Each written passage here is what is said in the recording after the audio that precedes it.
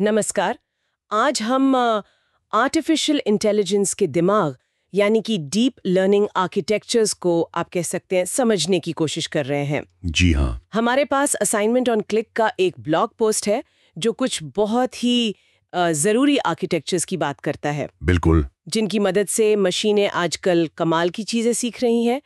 तो आज का मकसद है इन architectures CNNs, RNNs, LSTNs, GANs और ऑटो इनकोडर्स के पीछे के जादू को समझना। मतलब ये कैसे काम करते हैं और असल दुनिया में कहाँ इस्तेमाल हो रहे हैं। चलिए पता लगाते हैं। सबसे पहले बात करते हैं कॉन्वोल्यूशनल न्यूरल नेटवर्क्स यानी CNNs की। ये तो जैसे AI की आंखें हैं, है ना? बिल्कुल सही कहा। CNNs खास तौर पर तस्वीरों को समझने के लिए ही बनाए गए हैं। अच्छा। सोचिए, ये तस्वीरों में पहले किनारों और रंगों जैसे छोटे छोटे पैटर्न पहचानते हैं। फिर धीरे धीरे थोड़ी और जटिल चीजें जैसे आंखें, नाक और आखिर में शायद पूरे चेहरे या ऑब्जेक्ट को पहचान लेते हैं। ये कई परतों लेयर्स के जरिए होता है। ओके। जैसे कॉन्वोल्यूशन लेयर्स पैटर्न ढूंढती हैं, पूलिंग लेयर्स जानकारी को थोड़ा छोटा करती हैं ताकि जरूरी चीजों पर फोकस रहे। अच्छा, जैसे हम किसी तस्वीर को देखकर चीजें पहचानते, कुछ कुछ वैसा ही। हाँ हाँ, कह सकते हैं। और इस्तेमाल कहाँ होता है इनका सबसे ज्यादा? हाँ, वही मैं पूछने वाली थी। तो सबसे आम उदाहरण तो चेहरे पहचानने वाली टेक्नोलॉजी है, या फिर सेल्फ ड्राइविंग कारों में सड़क पर चीजों को पहचानना। हाँ, वो तो देखा है। जी। मेडिकल इमेजिंग में बीमारियों का पता लगाने से लेकर पुरानी तस्वीरों को बेहतर बनाने तक, यहाँ तक कि आर्ट बनाने में भी इनका इस्तेमाल हो रहा है। ये स्थानिक जानकारी स्पेशल इंफॉर्मेशन समझने में माहिर है। तो ये तो हुई तस्वीरों की बात। लेकिन अगर डेटा तस्वीरों जैसा न हो, एक क्रम में हो, जैसे शब्द या समय के साथ बदलता कोई आंकड़ा, उसके लिए क्या है? अच्छा सवाल है। उसके लिए हैं रिकरेंट न्यूरल नेटवर्क्स या RNNs। RNNs। जी। इनकी खासियत है मेमोरी। ये पिछली जानकारी को याद रख सकते हैं, जो क्रम वाले डेटा जैसे टेक्स्ट या भाषण को समझने के लिए बहुत जरूरी है। अच्छा। जैसे आप कोई वाक्य पढ़ती हैं तो पिछले शब्दों को याद रखना जरूरी है ना, ताकि पूरे वाक्य का मतलब समझ आए। RNNs वही करने की कोशिश करते हैं। समझी। तो इनका इस्तेमाल कहाँ होता है? भाषा अनुवाद, स्पीच रिकग्निशन, इन सब में इनका बहुत इस्तेमाल होता है। लेकिन क्या इन RNNs की याददाश्त की कोई सीमा है? जैसे क्या ये बहुत पुरानी बातें भूल जाते हैं? हाँ, ये एक चुनौती है, बिल्कुल। इसे वैनिशिंग ग्रेडियंट प्रॉब्लम कहते हैं। Vanishing gradient? जी। कभी-कभी बहुत लंबे क्रम में RNNs शुरुआती जानकारी भूल सकते हैं। जैसे किसी लंबी बातचीत में हमें शुरू की बातें याद ना रहें, कुछ वैसा ही। अच्छा। यहीं पर long short term memory networks यानी LSTMs काम आते हैं। LSTMs? जी। ये RNNs का ही एडवांस्ड रूप है। बिल्कुल, ये RNNs का ही एक ज्यादा शक्तिशाली रूप है, कह सकते हैं। तो LSTMs में ऐसा क्या खास है जो उन्हें बेहतर बनाता है? वो याद कैसे रखते हैं? LSTMs में खास गेट्स होते हैं। आप इन्हें छोटे दरवाजों की तरह समझ सकती हैं। गेट्स? हाँ, ये गेट तय करते हैं कि कौन सी जानकारी जरूरी है और उसे याद रखना है, कौन सी जानकारी अब काम की नहीं और उसे भूल जाना है, और कौन सी नई जानकारी आगे भेजनी है। अच्छा। हाँ। कंट्रोल करते हैं एक तरह से। जी बिल्कुल। इसी वजह से ये बहुत पुरानी जानकारी भी याद रख सकते हैं। इसीलिए ये भाषा समझने, जैसे आपके फोन का ऑटो कंप्लीट फीचर, हाँ। या धोखाधड़ी का पता लगाने, यहाँ तक कि संगीत बनाने जैसे कामों में भी बहुत कामयाब हैं। कमाल है। यानी तस्वीरों के लिए CNNs, क्रम के लिए RNS और उससे बेहतर LSTMs। अब तक हमने डेटा को समझने वाले आर्किटेक्चर देखे। क्या ऐसे भी आर्किटेक्चर हैं जो नया डेटा बना सकते हैं?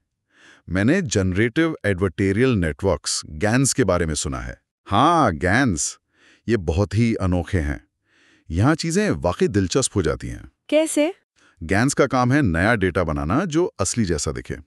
इसमें दो नेटवर्क एक दूसरे के खिलाफ काम करते हैं। एक जनरेटर जो नकली डेटा बनाता है, मान लीजिए नकली तस्वीरें। ठीक है।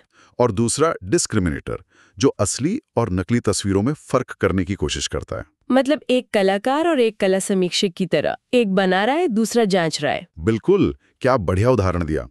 जनरेटर बेहतर नकली तस्वीरें बनाने की कोशिश करता है ताकि डिस्क्रिमिनेटर धोखा खा जाए, और डिस्क्रिमिनेटर बेहतर तरीके से नकली को पकड़ने की कोशिश करता है। अच्छा, कंपटीशन जैसा। हाँ, इस मुकाबले से जनरेटर लगातार बेहतर होता जाता है।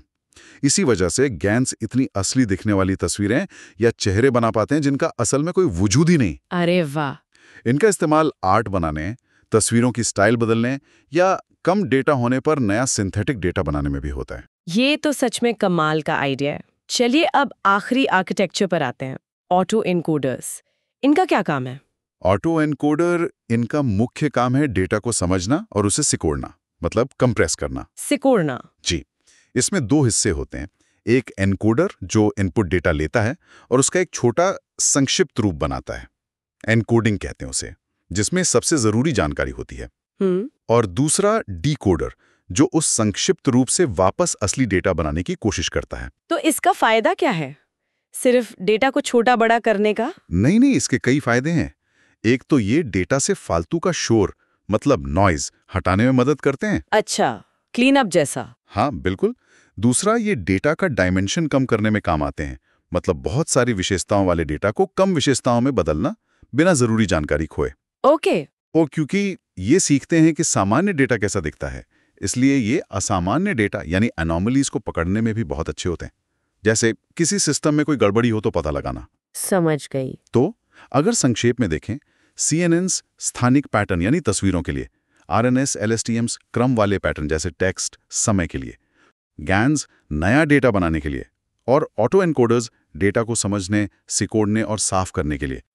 और हाँ, ये भी जरूरी है कि असल दुनिया की जटिल समस्याओं को हल करने के लिए अक्सर इन आर्किटेक्चर्स को मिलाया जाता है। अच्छा, कॉम्बिनेशन में भी यूज होता है? जी हाँ, जैसे वीडियो समझने के लिए CNN और LSTM का कॉम्बिनेशन इस्तेमाल हो सकता है।